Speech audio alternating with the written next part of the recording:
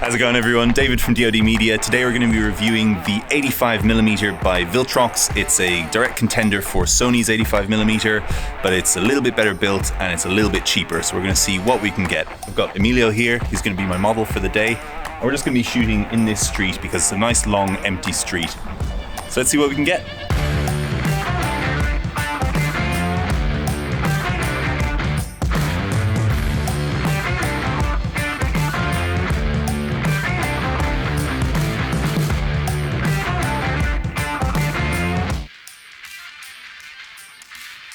How awesome is that tune?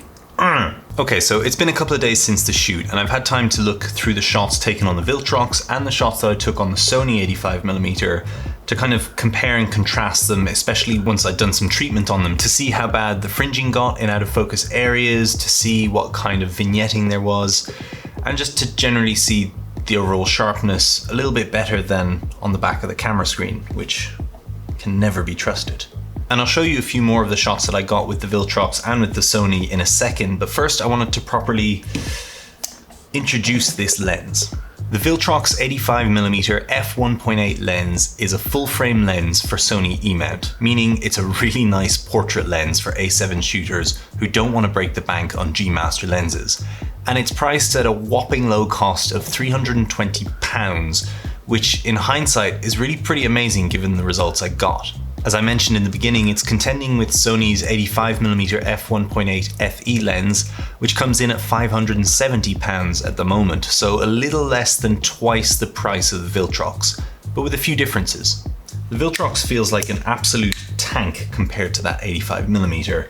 The main reason for that being that this is made of some kind of aluminium casing. The entire lens is a metal lens, whereas this one is more like some kind of composite hard plastic. Now that's a good thing or a bad thing depending on what kind of shooter you are. If you wanted a really lightweight setup, well this is considerably heavier than this lens.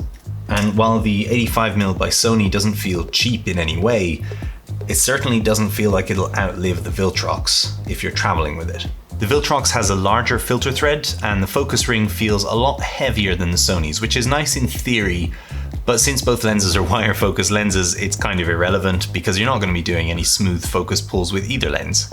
And the Viltrox has no onboard controls, no auto to manual kill switch, and no custom button like the Sony has, which I have iFocus mapped to.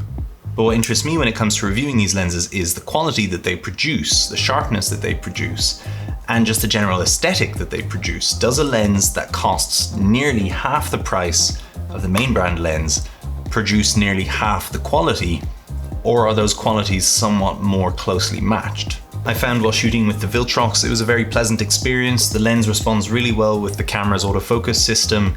I didn't notice much hunting when it came to trying to nail that focus, and granted it was nice bright, albeit very overcast, but bright conditions, so it really shouldn't have had any reason to struggle with locking in focus, but still I was mostly able to use the IAF on the Sony, although in some cases it did actually get confused and think that his nose was his eye or one of the bits of the wall behind him was an eye, and I don't know if that's due to the lens or if that's due to the camera or if it's just due to a miscommunication between the two. And that's not an issue that I can say I've ever had with the Sony lens. The Sony lens hits it every time.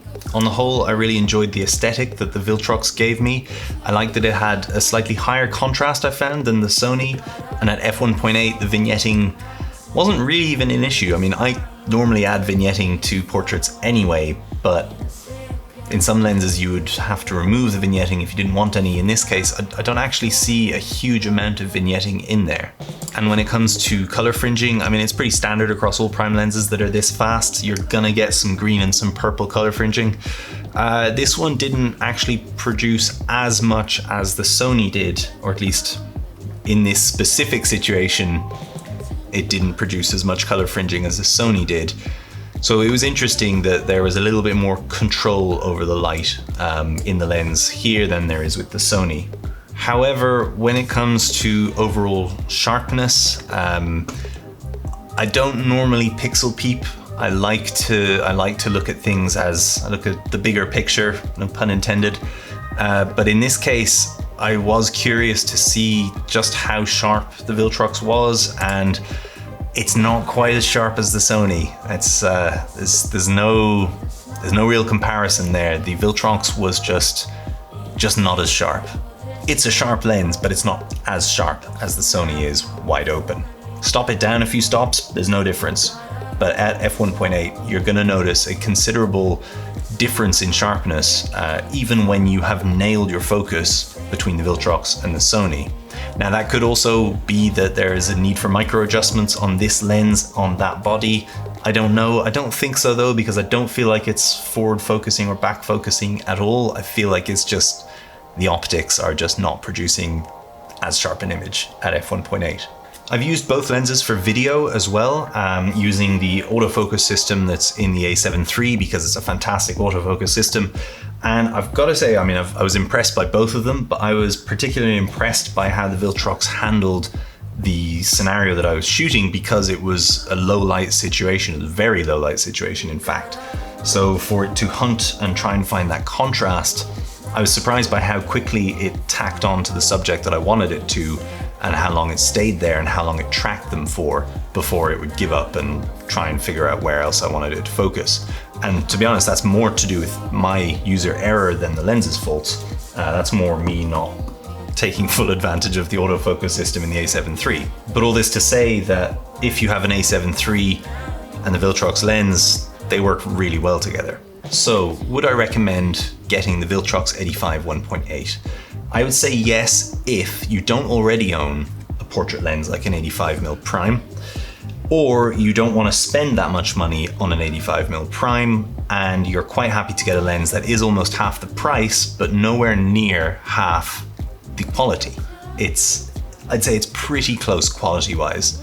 It's the main feature for me that is lacking is that sharpness at f1.8. But even that, if you look at these photos, I mean, they look great. Unless you're really zooming right in and checking how sharp it is and you're comparing one lens to another for sharpness, if you take all of that out of the equation, you just look at that photo, what do you feel? Do you feel like that is sharp enough for your needs? For me, I'd say yeah, definitely. It's pretty much as sharp as I need it to be. And aside from the sharpness, the main real differences are the build quality and the lack of controls. You've got the AF on button and the AF to MF switch on the Sony, whereas you don't have that at all. You have nothing on this one, so you would have to turn the lens to a manual lens in camera if you wanted to do that. But that is about the only difference I can think of. What can you see? So there you go. I'll leave it to you to decide from there. Let me know in the comments down below what you thought of the review, and if you are interested in getting the Viltrox or the Sony, there are links in the description which are affiliate links, which means that I'll get a percentage of the sale without it costing you anything extra, which means that you'll be able to support this channel for more cool reviews like this, as well as tutorials in filmmaking and photography. I appreciate you taking the time to watch this, and if you enjoyed it, give it a thumbs up and hit that subscribe button, and I will see you very soon. Cheers!